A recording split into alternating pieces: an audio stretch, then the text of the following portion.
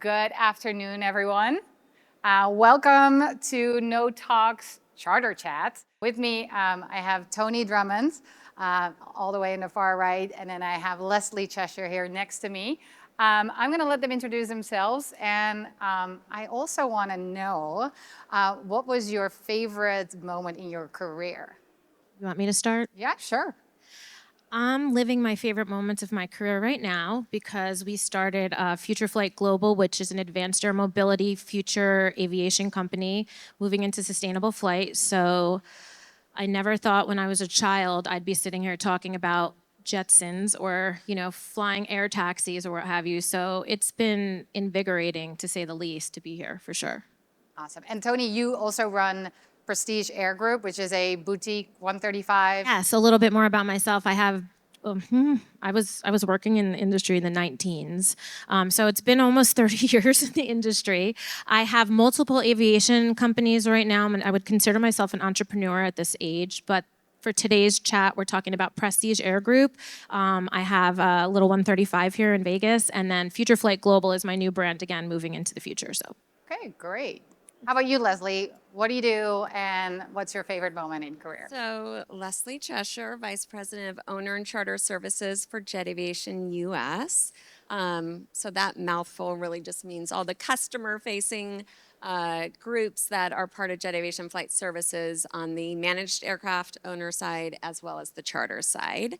Been doing this aviation gig for 23 years. So, always have had some sort of hand in charter or scheduling of aircraft. So I would probably say my favorite moment has honestly been not, the famous people or the really cool things that you get to be a part of in aviation, but it's been those, I'll say, life-saving moments. We were able to rescue a school that was stranded on an island during a hurricane, and we were able to do a lot of recovery from China, actually, of people that were held captive. So those type of experiences I would have never been exposed to if it wasn't for my career in aviation. So those have really been the most memorable. Great. So I realized I didn't even introduce myself. So I am Saskia De Jong. I'm Director of Customer Success over at Avinode. So me and our teams, we make sure that our customers get the most value out of our products. And my favorite moment, this sounds a little bit cheesy, but it's right here, being here with some power ladies in the industry. I think we know you can beep this out, our shit. So I think it's awesome to have you ladies here, and I'm looking forward to kind of discussing all of the challenges that we're seeing in the industry. So one of the things that we were talking about earlier is some of the challenges that are very trending. And Toni, you were mentioning some of the things that you've been seeing as you're also managing a Facebook group on aviation. So maybe some of the things that you want to share that you're seeing. Yeah, so we have a Facebook group that started in 2019, which is all brokers and operators. So I decided to kind of go through that to see where the pain points are and what we wanted to discuss today. One of the big pain points we're having right now is the understanding of what the expectation is. And we've had the same problems in charter. Anybody here who's been doing charter, it's the same thing repeating time after time. I want to bring up something that was on the board, and I want to just throw this out to the audience. When we're booking charter as an operator, I owe something to the broker owes something to me. And I think at the end of the day, we're seeing a disconnect with that. I want to bring up an example of something that happened that we were talking about earlier. We had an operator with a broker, and there was a mechanical situation. So most of us here know when you have a mechanical situation, you want to find the quickest remedy for that situation. And what we saw with this situation was really interesting. So the broker was able to find a quick replacement, called the operator, hey, we have a replacement, they can be here in under 3 hours. The operator was holding the broker basically, I don't want to say hostage, and I'm not going to use any names because I don't know the exact names here, but they were kind of holding them hostage saying, we want to find the replacement for you. Well, 7 hours later, there was no replacement, and the broker ended up taking another aircraft to service the client, because what we do here is service. Everybody here can agree Our service level is not the same as it was years ago. So what ended up happening was that the operator held the broker accountable to that cancellation, because even though they found another aircraft that did better for their client, the contract didn't say that. So we started talking today about the past of how you kind of just had working relationships with your operators and your brokers, and you kind of just had that idea of what the expectation was to now. And we really agree on the stage that you need to actually define your expectations. You need to make your operator contract match with your contract to your client as a broker, or vice versa. Make sure that the terms are there, because it sounds great. You're gonna get your plane, you're gonna charter your plane out, you're gonna charge folks for what they're, what they're getting.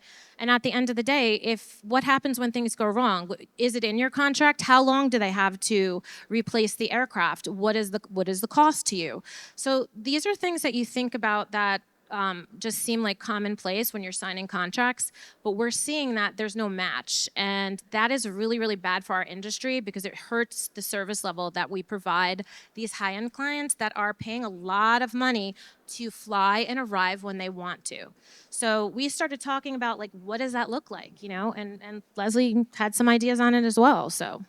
No, and I think, we talked a lot about it. It's about partnerships, right? And we've all been there. We've all had an AOG situation, either when we've had to make sure, we fulfill a trip, or when ourselves as an operator have had an AOG. And it's about the partnership in that, but really the trust and the honesty in the transparency of the contract is so important. And when an AOG specifically, when that situation happens, all hands need to be on deck to find the solution and help the person get to where they need to go. And at that point, really, it's our stance that it's not about the contract at that point. It's about fulfilling what you promised to do one way or another to the client.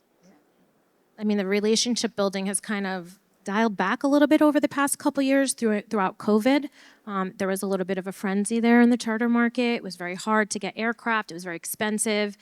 And on the other side of that, I think I was hoping personally to see the service level come back up as we started to gain some normalcy. And I'm just not seeing it. I know in our department, in our companies, I have a very small charter company. It's super easy to keep control of all the systems and the service level that we're giving out. But we're definitely losing that as an industry. So I don't know what the fix is, I'll be honest. Now, do you both have a recommendation? You talked about like the broker and the operator having these conversations ahead of time.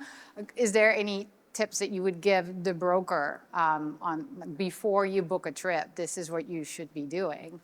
I mean, if you're not matching your cancellation policies and you don't ask your operator, even if you've been using them a long time, what happens if you have a mechanical? How many hours do you have to back that up? What does that look like? As a broker, you might have an insurance policy. If there's a mechanical there, there's actually insurance open for that right now. You might be able to tap into that to be able to utilize it, but not if the operator is not releasing the aircraft. So definitely make sure that your terms match. Take the extra step. And when you start asking people, like, why aren't you doing that? No one has the time. We don't have the time. We don't have the time. We're busy. We can't match up. And at the end of the day, it's going to be a real costly mistake for you. Yeah, I think, when we talk to brokers, I think about a good amount does not match the terms and conditions, just because they do not have time for that. So what I hear you say is that you should. And there's tools out there that could help you with that. A large brokerage should have somebody that's literally going through line item by line item, or using a system that helps. There's AI systems, there's lots of systems that help you differentiate. They can read your contract really quickly. Some contracts are 15 pages. Maybe you have an agreement with the operator in advance that you're literally able to just let them know, like, here's what our terms are, just with our company, with the two of us, so you have that understanding. It shouldn't be as transactional as it is. We're selling a high net worth service. Someone's paying $250,000 to fly. They deserve to understand where their money's going, and they deserve to understand what their level of service is. We need to do better. And I think that's a good point. It comes down to communication, right? From all parties, from the operator to the broker to the client. And it's about the transparency in that communication. And as you mentioned, we at Jet have very few, I say few, but we're selective of those partnerships that we have with other operators and have those terms negotiated well before the trip, so there's no surprises and there's nothing that we are blindsided by when it comes down to it. So I think that is so important, and it's about communication. And especially after COVID, we saw such an influx of charter clients entering the market, and there with that came a lot of education and what was this private world of aviation really all about. And we still see that the education has to happen, and so the transparency in your communication is absolutely key. So with some of the influx of the charter market, what are some of the challenges that has occurred in your operations with Jet? Yeah, for us, it is about that service standard and about keeping that elevated service standard no matter what the churn, no matter what the activity is in the market, is ultimately what is most important, because next to safety, it's about service, and it's about elevating those standards and delivering on those standards each and every time. And that's been the big challenge, right? As we saw the influx and a different, I'll say clientele, and just more and more brokers, and of navigating that and maintaining that service level of excellence. Another thing I want to bring up is, over the years, what I've noticed is, I'm sure you recognize this too, when we started back in the day, we were management companies providing charter to offset. And that's a big difference in the model of a charter company who owns all their planes. So when you're calling me and saying, hey, Toni, can I waive my cancellation fee? I have 5 tiny little Premier jets. It's easy for me to navigate. I run a different type of model. You have to understand where you're getting your model. If you're getting a plane that's $10,000 less and you're like, wow, I got my client a great deal, but that model means that it's 100% cancellation because the people on the other side are running a strict business model, that's not going to match. You got to make sure that matches for sure. Absolutely. Now, what are some of the technologies that you guys have implemented to help with customer experience, communication? I mean, those are some of the themes that I hear you talk about. We're leveraging technology really to help those, I'll say, more mundane tasks that can, technology can help solve and find efficiencies. We were chatting before. It will never replace that physical handshake, warm body, face-to-face interaction. The means in which we all deliver, is through aviation, but it's a service industry. It's a relationship industry, and that won't go away. No matter how much technology you throw into aviation, you can't get rid of that handshake and that relationship, because that's what ultimately matters at the end of the day. So I think technology has been just a beautiful friend to us in so many ways. It keeps us safe. Our department, actually, we have a really fun story. Sometime 2 years ago, my DO started getting a little bit in an uproar because he couldn't keep the logs together. This is getting crazy. We're flying too many hours. So we created something in-house to help us keep compliant and keep everything, in a regulatory form. And we started using this app that we created, and we realized really quickly, like, holy man, we can commercialize this thing. Like, it looks like something we can bring to the public. So that actually it's like our checks and balances. So when we're using that, like, it'll alert us if we're about to do something we shouldn't be doing way before we do it. So I think when you're using technology as a preventative, whether it's preventative maintenance or a preventative in scheduling or safety, making sure you're staying in your regs and compliant, I mean, there's a beautiful space for technology there. AI is a little bit scary to people. There's people that are like, oh my God, it's going to take my job. And, you got to think past that. I remember, and you probably too do, Leslie, because we can just date ourselves a minute here. When people started talking about technology, I mean, when I first started in charter, we weren't using technology. There was no technology. We were doing things the old-fashioned way. And then with the globe, yeah, I said it. Yeah, I did. a shoestring. Sure did. Yep. Sure did. We're old. Anyway, at the end of the day, like, once we started moving into technology, oh my God, the pilots were like, no, like, nobody wanted to embrace it. And now we're 20 years later and everyone's embracing technology. That's the same thing that we're going to see moving forward, in my opinion. So we spoke a little bit about data security, phishing emails. Leslie, what is Jet Aviation doing to, I guess, protect themselves from that? Or have you guys experienced Yeah, I mean, any I of think that? no one is exempt from that, right? Whether it's in your professional life or your personal life, you're going to fall victim to that. It's going to happen. So it's about, creating the safeguards and utilizing technology, honestly, to protect your databases and protect, those firewalls. So, that's we have a whole entire team globally that's really supporting that and making sure we're protected as much as we can. But we still get them. I mean, I just got one yesterday. They're constantly happening. And it's probably worth mentioning this to the audience. I mean, for those of you who are not familiar with phishing emails, like those that are probing you to click on something or giving you, hey, wire the money to this, I just changed my bank account. I mean, those are things that are really happening. And you should be aware about. So I guess it's the nice thing of you guys having a larger organization and being able to have a team dedicated to that. How does that work for you, Toni? Yeah, with as a smaller smaller organization, we don't have a team, but we do special safeguards, and I think a lot of folks are doing it now. I will call, if it's over a certain amount of wire, we call. Can I verify where am I sending this to, Jenny? Like, I want to make sure that what I have here is proper and it didn't get lost in translation. We've seen that happen. We've seen people's payments literally get intercepted by some kind of phishing or scam. I'm not even sure how that works. But we will call, we'll make sure we double check. If I'm sending a wire that's over a certain amount, I'm calling them or they're calling us. We get people calling us all the time. Can we verify, make sure that we're sending to the right place? Because once that money's gone, it's gone. I mean, hard to get it back. those were challenges that you were not facing, what, 10 years ago? Oh, Fraud is rampant all over. It's not just here, it's all over. Keeps it definitely exciting. How about like being PCI compliant? I mean, I know in the old days people would just like fax their front and back of their credit cards with no issues. Probably not the most can't happen safest now. thing to do. How are you guys dealing with that, and what would you give us tips for the audience?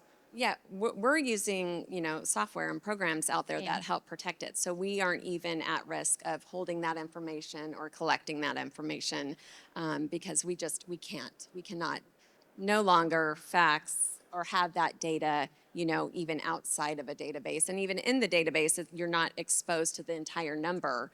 But we really utilize, programs that help protect us. Okay, how about you, Toni? Same. We're doing the same exact thing. So we're not taking anybody's credit card. Obviously, if you're using a credit card processor, whether it's you guys or whether it's Tivoli, there's lots of options out there. We didn't have that before. Yeah. Now, when people are putting their own Jet Insight, you put your own information right in there. And when somebody tries to challenge that, and I don't have your credit card, and you put it in directly, good luck. You're going to have a much harder time getting a charge back on something that you put your own credit card in. And we have to understand that. What is the risk involved in the charter? If you guys are doing something that you feel like is, oh, well, if it doesn't feel right, it's not right. Go with your gut every single time. If something tells you to stop and double check, don't just let it float through your mind. Stop and double check. Your gut knows. It does. So we talked a little bit about the collaboration with brokers, but how do you manage collaboration within your team? Like again, Leslie, you have a large organization. How do you guys overcome the challenge between charter, operation? I see Toni, I see you smile. I'm curious what you're going to tell me. But how do you manage some of that? Right. Well, and especially, through COVID when we all went remote and we're relying on programs like Zoom and Teams and it is so crucial to collaborate because we used to do it in a big bullpen type room, right, where you could just shout across the room. So we really try to create those still face-to-face opportunities, those team building events, making sure that we are constantly in collaboration. And then we've done really great project groups where we pull people from operations, from the sales side, from the charter side to kind of force that collaboration. Because really the only way we are going to grow as a company is if we all work together, no matter what our role is in the business. But, during those times of COVID, it kind of forced us to really, get on screen and make those intentional discussions with people that, might have been based in New York or, in Florida that we weren't close to, but it kind of helped force that too, so. Now, are you guys in office or are you remote? Yeah, or we're in a hybrid model Okay. right now, which, that's a whole other subject we could get into. So we are fully remote at this point. Our team is back there in the corner. Hi, girls. And we're a small team. We only have like a dozen pilots and maybe five dispatch / salespeople that dual role, completely opposite. And it's challenging, but we're forcing technology. With the pilots, they're fighting us, of course, but we're forcing technology, meaning that when we do a shift change in our department, everything needs to be digitally mapped. I need to know who said what when, not, oh, I called so-and-so and I gave that message. Those days are gone. We need to have everything in a digital format so we can revert back and understand what the communication is and making sure, did you really understand that? Like making sure what it, verbal communication can sometimes get lost in translation, but I feel like when we have everything written down, there's a clear understanding between both parties. And if they're not, then pick the phone up and call and say, what the heck is going on here? This isn't matching. So even with that new app that I was telling you about that we built in-house, one of the things I was like, if you guys can do what you want with compliance and regulatory, I love that. But from my perspective, like communications is the name of the game. If we can't communicate, we're done. This is all about perfect comms. And so we forced the app to connect all the, whether it's an email or whether it's a text or whatever it is, it's all coming into one flow now for that one specific trip number. So we have all the comms in one spot. And then there's like less gray area. So unfortunately, again, fortunately for us, unfortunately for folks that are really not into technology, we're using it and we're leaning into it and we're starting to depend on it more and more. Do you miss being in an office, or do you feel like...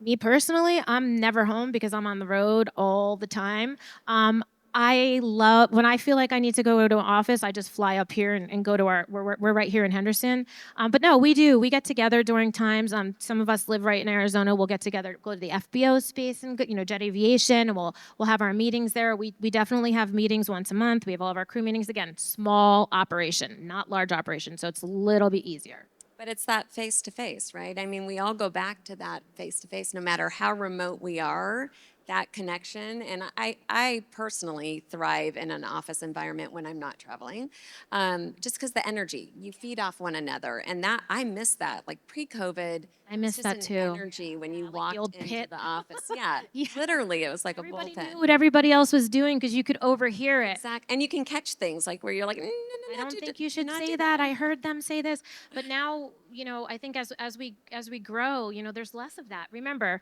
years ago, I'll never forget them saying you have to come to the office. There was no such thing as remote. And now COVID's helped us understand that we really can run a remote operation, pretty successfully. We've done it safely and efficiently now for years. So it's hard to turn back. It's even hard to find people to come in office now to work. It really is. But I think you bring up a good point, right? Is you've had to kind of change, especially when you're training someone new. They don't get to literally sit next to someone and shadow them. And so you've got to change your training aspect of how do you reach those people? How do you instill that knowledge? Because I think aviation is such an interesting industry. 23 years later, I'm still learning something new every single day. It's so not true. Like you could just write a textbook and say, okay, read this and you'll be good. So losing that bit where you feed off one another and learn from one another, you have to come up with a creative way to train new people in the industry of how are they going to get that cardinal knowledge, 100%. I think, we're facing the same. We went completely remote after COVID, and I miss having an office to go to. But I think it's also interesting. We have started to really go back to visiting our customers and being able to understand their environment. However, we realize a lot of them are remote now. So we want to meet, but they're remote, they're working from home. I'm curious about how do you meet your customer? Do you make time? At the plane. We track them down That's the to when they're coming and going, and we shake their hand if we have to fly there. Because you're right. Remember the days we used to go around and do holiday baskets? No one's in the office. No one works there anymore. Where are we dropping off a holiday basket? Yeah. And that was something we looked forward to as a company every year, like putting our Christmas hats on, delivering our baskets. So now we're doing that in a different way. Like it doesn't matter if they're coming into wherever they're going. We're meeting them where they are. We're shaking hands, and we're making sure people know that they're important to us. You're not just a phone call. You're somebody who means something to us. We appreciate your business. And even for us, again, it's a dialed back scale, but it's still very important. Yeah, we too meet our clients, at the tarmac, foot at the stairs, because you're not there to really have a conversation. You're there to just greet them and say hi. But 9 times out of 10, if they've got something to say, you're going to hear it. And that's the only place you're going to hear it. Otherwise, they just going to keep it inside and you don't hear about it until it's a roaring fire. And by then, it's too late to really. And then you're putting it out, or so am I, and we don't need to be there anymore. No. Please put that out before it gets to us. But I think also intentional, we've been more intentional with our meetings and having to set the time with them and not taking that for granted. That's certainly something that's taught us, through this COVID just stage is being able to be more intentional with your meetings. Agreed. Okay, so we touched on a lot of different topics here. I'm very curious about, are there any questions from the audience? Please go. If you want to introduce yourself, stand up and introduce yourself with the question. Yeah, well, it might be easier with the mic. Excellent. My name is Brooks. I have experience in the Part 135 space, and I am curious about adoption. And when you attempt to adopt new software, what is common feedback you receive, pain points that you hear from users? What type of software? So like scheduling software? Internally, it's always a challenge. It's a soft sell to a hard sell internally. First, we've got to sell it to our own people. And then once our people buy in, which is a little bit further off, then we got to sell it to everybody else.